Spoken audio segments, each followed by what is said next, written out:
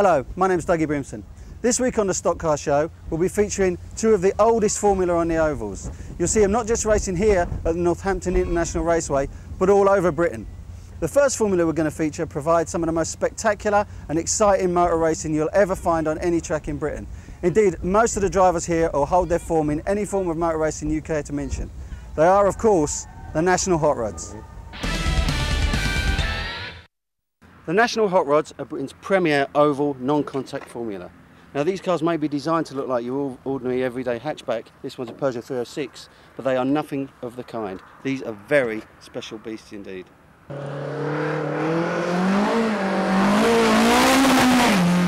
In fact, the only thing these cars have in common with their originals is the wheelbase and the profile. The rest of it is completely different. For example, the bodywork is all fiberglass and Kevlar mix, which makes it very strong, and if they do have a crash, it's very easy to repair. But the big difference is under the bonnet.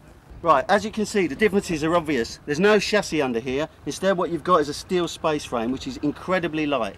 You've also got these cars converted to rear-wheel drive, far easier to handle. But this beauty, this is no ordinary Peugeot engine. That's a twin-cam Vauxhall carburetor-fed engine, putting out well over 200 brake horsepower. So these cars are powerful, they're nimble, and they're quick. So let's see them in action. Time, as they say, for something completely different. The NHRPA British Championship final for the NHRPA Hot Rods, and away we go into this final race. Somewhat quicker, Colin White from Glastonbury in the 718 car, and keep your eyes out for 994, rather hastily renumbered. That's Keith Martin driving one of Colin White's cars, because Keith Martin's own car blew its engine earlier on at this meeting. Still, up at the front, and you don't see many Volkswagen Corrados racing, is the Colin White car. Behind it is another one of Colin White's cars, driven by Keith Martin. Confused? Nah, it shouldn't be. It's all very straightforward. You'll see how it all pans out. 718 Colin White up at the front. Non-contact motorsport, slicks and wings here. And you can see that the marshals have done a very good job of clearing up the bodily fluids left by the bangers earlier on this afternoon. There's 160 and 260. Oh, bit of a coming together there into turn 3. From the two Peugeot drivers now, as you can see, Colin White has already started to not only open up his gap, but get into the back markers as well. I think that was 264 just being deposed there by the front-running Colin White. Keith Martin still in second position in 994. Bit of a gap there as they come through into turn 3 and turn 4. And straight away up into the back-marking slower cars as the field stretches out. Already a couple of cars dropped by the wayside. You can see how these cars do still get a little bit tail-happy as they come out of turns 2 and 4. And the Corrado comes through, undertakes the red, white and blue of the patriotic, the American flag number 22. Colin White getting it all very much his own way this afternoon in 718. Only his own car, driven by Keith Martin, renumbered as 994, putting him under any sort of pressure at the moment. John Stewart in 175. There he is in the green and white Peugeot, currently in third position. 22 is in fact a lap down by comparison. There's the front-running car again. It's very much a question of rhythmic driving in these cars. The straights are really and truly only extended parts of the corner. You set the car up for what is effectively oval racing, and you just drive it almost as though it was on a circular circuit. John Stewart now making fairly easy running through the back markers to join up with Keith Martin and Colin White. There he goes, just accelerating down the main back straight. Meanwhile, further down the order, there are some of the cars that we saw in last week's programme, just scrapping over the lesser positions and being well and truly cut up by the front runners. Now, where is the front-running Corrado of Colin White? There it goes, on what is now the 40th and final lap, just coming up against Mark Taricki in the 368 car. Is it going to be the win for Colin White? Yes, it is. A comfortable victory in the Corrado from second-place man Keith Martin in car 994, and John Stewart takes third in 175. So there's our race winner Colin White from 718. And I think Darren's got Keith Martin on the back of the victory truck. It's second place, quite a hard race that one. Quite a hard race for me, seeing I borrowed Colin's car. I'd like to say a very big thank you to him here, because we came a long way from Northern Ireland for to have an engine blow. It was very good of him to lend the car. Very pleased. So you're well happy with that then? Very, very pleased on a borrowed car. Hadn't even sat in it to the first race, and good. Very lucky, very lucky. A special day today. Yeah, very special to me. Winning 5 championships in a row now, European, English, and the World Championship, National Championship, now the British Championship, so very special. It's the first time it's ever been done, isn't it? First time it's ever been done, and also my spare car comes second with Keith Martin from Ireland, from Northern Ireland driving it, so that's another turn up for the record books as well. Both my cars come in first and second, so it's excellent. Now, the spectacular handling that these cars demand is caused by these things. 10-inch racing slicks provided by Avons. They've also got fully adjustable suspension under here and also some very spectacular brakes.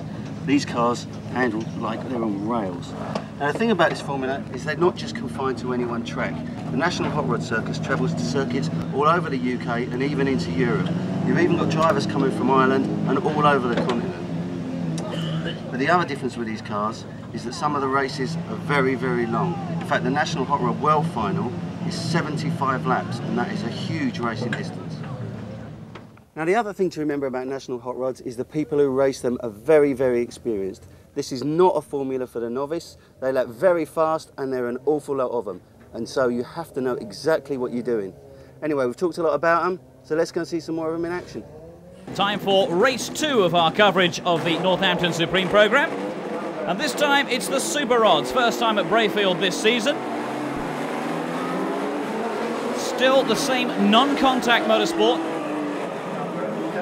Still the same nice dry track, that'll be good for the drivers. And fairly big cars as well. Predominantly it's the turn of the Sierras. But there are a couple of BMs in there, and I think there's an SDI Rover as well, if I remember rightly. I think I saw one going around in the pits area just before the race meeting started. Yeah, there it is, up at the front. Now, as always, it's the slower, more inexperienced cars at the front of the field. There you are.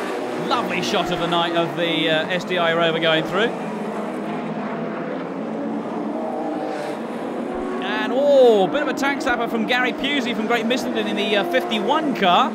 As he comes through the field, hangs the back out big style. Early on from the start, car 33, 16 and 94, also holding the early positions. And now you can see how the field has stretched out somewhat. Pusey still trying to make his mark in car 51, trying to get through to the front of the field. I think we've got a car that's just about to expire, actually. Number 14 looks as though it may well have some problems. We'll try and pick it up with the cameras next time around. Back of the field, though, number 6, Martin Holcox from Kings Lynn. Well down on the field. And just going through towards the front there, is that 112? I think it might well be. Yeah, we've spoken to him in the past. Hoss Penny from Sawbury. Oh, 51 loses it. 51 just overcooks it out of turn 2. It was looking as though it was going to happen a couple of laps earlier on. Gary Pusey from Great Missenden just spins out. That'll have put him right down at the back of the field. Good Lord, there's a Calibra out there. Number 7, Martin Ginger from Luton. We'll see if we can have a word with him later on. You don't often see Calibras out on any form of motor racing track, but we've got one here this afternoon. What a rarity. Yeah, 14's pulled up, as I just said I thought it was going to do. A lot of steam ominously coming from the front engine bay on that one. 16 now, Martin Grinnell from Evesham. Battling with Hoss Penny in the Sawbury-based 112 car. And 33 just goes through the picture there. Andrew Knight from London in the Whaletail 500 Sierra with the very extended wheel arches, I should say. Small diameter wheels, allows you to get the power down that much more quickly on this very, very tight circuit. No wonder 51 keeps spinning it out. It's trying to put down so much power out of the corners that the back just keeps breaking away. The pink BMW of Andy Tidmarsh from Worcester goes through, car 22. Hoss Penny just on the outside of the track there, and that's a slowing car that we've got. Car number 13, or is it 15? Mark Tiller from Milton Keynes looks as though his race is won, or at least run. And I think we're coming down to checkered flag time before too long. The SDI Rover still goes through. Yes, out goes the checkered flag right on the line there. Andrew Knight in car 33 gets the win. Hoss Penny in the 112 car makes it second position. That's not a customary position for him. Actually, normally he's right at the front winning races. And Martin Grinnell in the number 16 car from Evesham makes it third position. So off go the Super Rods. And that's the last race for this week's instalment of Northants Motorsport. Great excitement. Andrew Knight gets the win in car 33 and starts on his victory lap. Now Darren's down in the pit lane. Let's have a word with Martin Ginger all about that Vauxhall Calibra. Or is it? Just to put a new shape in the formula really, and to prove that you can make a front wheel drive car into a rear wheel drive and hopefully fairly competitive. It's a Vauxhall Calibra shell with all forward running gear underneath, rear wheel drive. So where did the shell come from? Because these are the sort of car you wouldn't normally see in a breaker's yard. The shell was stolen and recovered, absolutely completely stripped, nothing left on it at all, even the screen had gone out of it. And living in Luton, Vauxhall dealers are quite sort of useful. So we've had and Vauxhall breakers, so a lot of bits and pieces come from breakers. The shell was a stolen and recovered one, so it kept the cost of the whole thing quite cheap, so it was very, very good. Is this a cost-effective formula? People that are watching may think, oh, I'd like to have a go at that. This car probably, we spent extra money on it because it was NEC on a show, and we probably put more money into it than we needed to, but it probably cost us between £3,000 and £4,000, and that's how it is at the minute, and at the loss of the Sierra, which we used as donor car. So the bits out of the Sierra, some of them are in here? Virtually all of them. It's the roll cage we made ourselves, all the panelling we made ourselves, the back axle, the gearbox, the engine's all out of the Sierra, the braking system, the suspension units are all off the Sierra. So virtually underneath it's a Ford Sierra. Coming up after the break, it's the Formula 2 stock cars.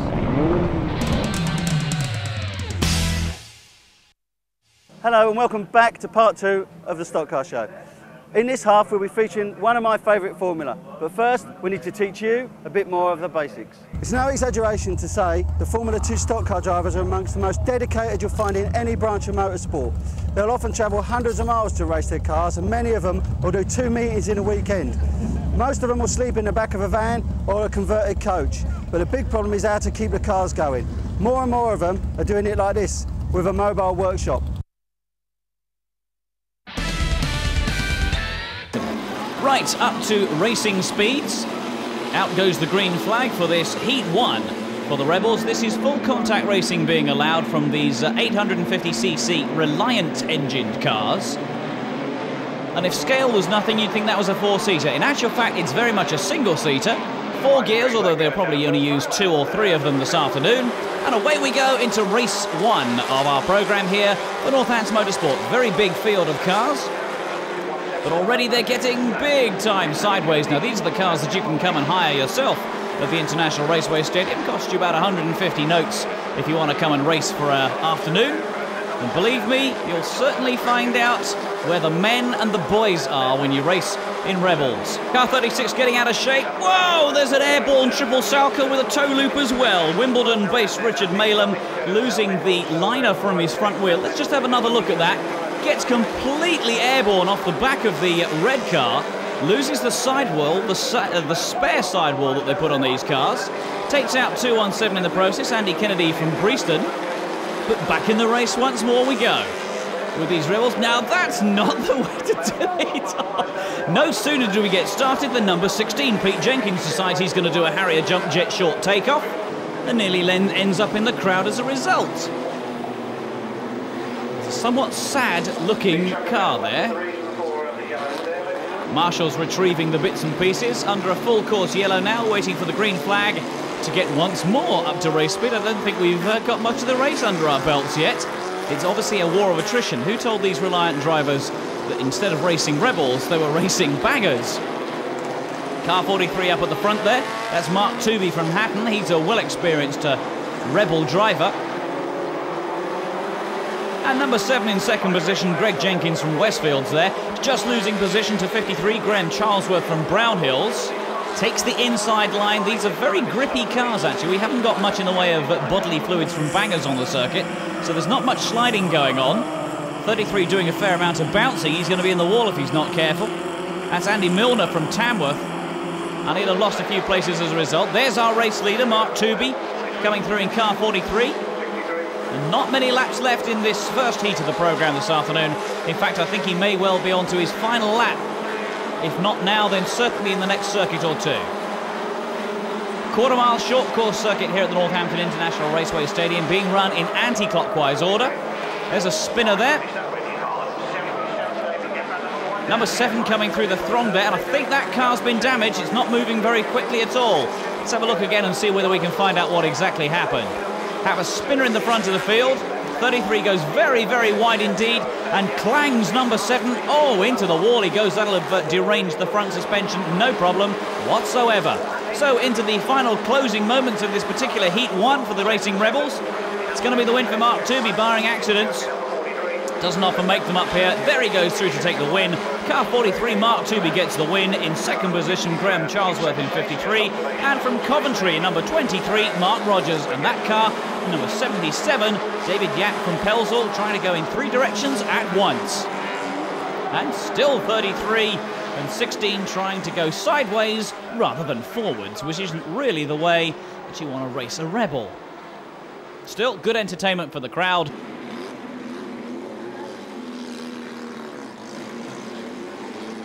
Good win for Mark Tooby, Graham Charlesworth in second, and Mark Rogers in 23, third position.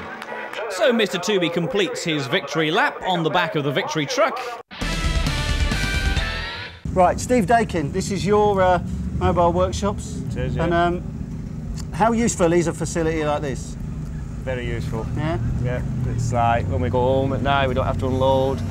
We can just like go leave the car in if we want. When we've got time, take it out, put it in the garage. And it's not just that, I see in here you've got everything you need to keep the car going. Basically everything to rebuild the car. Yeah. So if I took a lot of damage on the track, I can basically rebuild the car, get it back out there. What is it? I mean, what is it about Formula 2 that is so many drivers are so enthusiastic about it? I think it's just a case of competing and making friends. Everybody's, most of the people are friendly and it's something to do, passes the weekends. Now, the beauty of a facility like this, of course, is because you're basically taking your workshop with you. But yeah. How far have you actually come to Northampton today? We've actually come from Morecambe in Lancashire, which is about 3.5 to 4 hours drive for us. Yeah. And do you often miss any of the meetings here?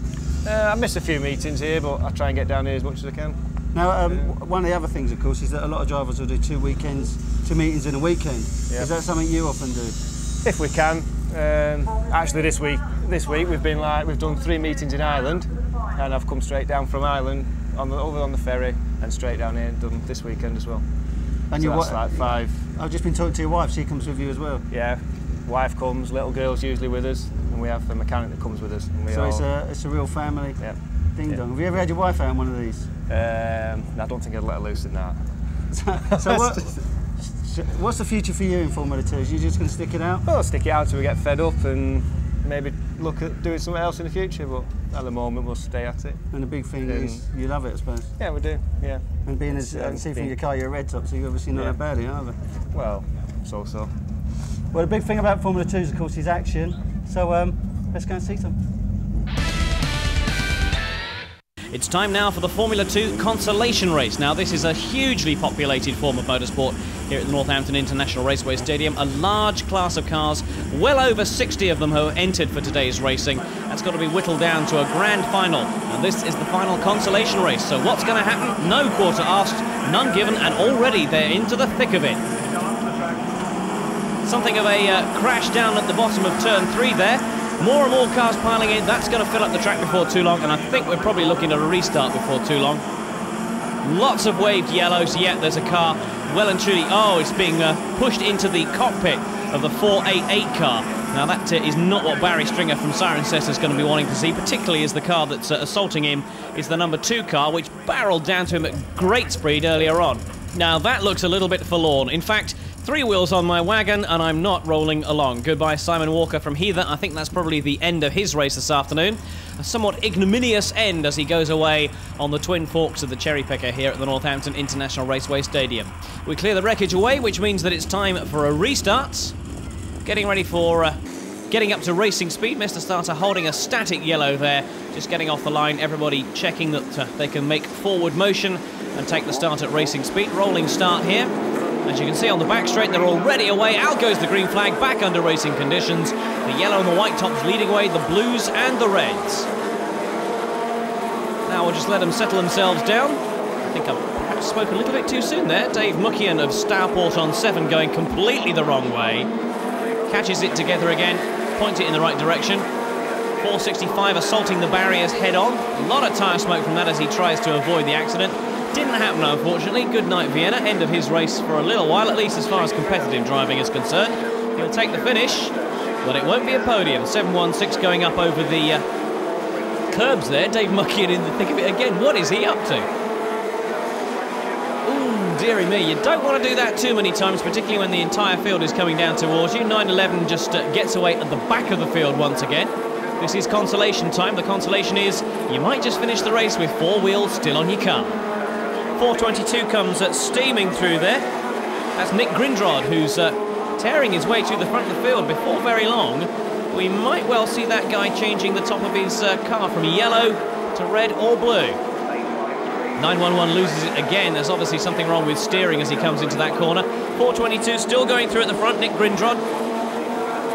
And 7.20 just spinning out there before our very eyes. Mark Clayton from Chesterfield picks it up, manages to point it in the right direction, but his competitive afternoon's gone. That's the end of his consolation race. 8.53 and 7.11 almost mixing wheels. It should be physically impossible with these cars, the way they've got the chassis set up. But it looks as though it was going to happen. 8.13 just pointing it in the wrong direction as well. 15 spins out of the exit of turn 4. There must be some oil or something which reduces the car's adhesion, because he's certainly not the only one to go out there this afternoon. Steve Green from Bedworth. 9.11 for the 3rd time manages to spin it coming into turn 4. They'll be painting a parking space on the track for him before very long. Meanwhile, up at the front, it's still Nick Grindrod in the 4.22 car, who I think is on his final lap and may well end up taking the checkered flag at this rate. Mike Daiken's in 2nd position in 40. Can he catch him? Don't think he's going to go and do it. No, out goes the checkered flag. It's the win for Nick Grindrod. 2nd, Mike Daiken in the 40 car.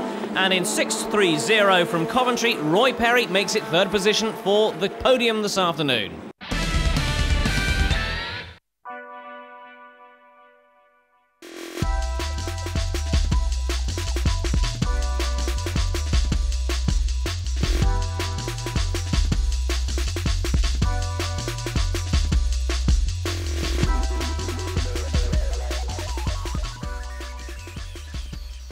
Well, sadly, that's it from me, and I think that's it from this. If you want to check out stock car racing, get yourself down to your local track, or even get to Northampton, I'll be back next week with some more Formula. So until then, cheers and thanks for watching.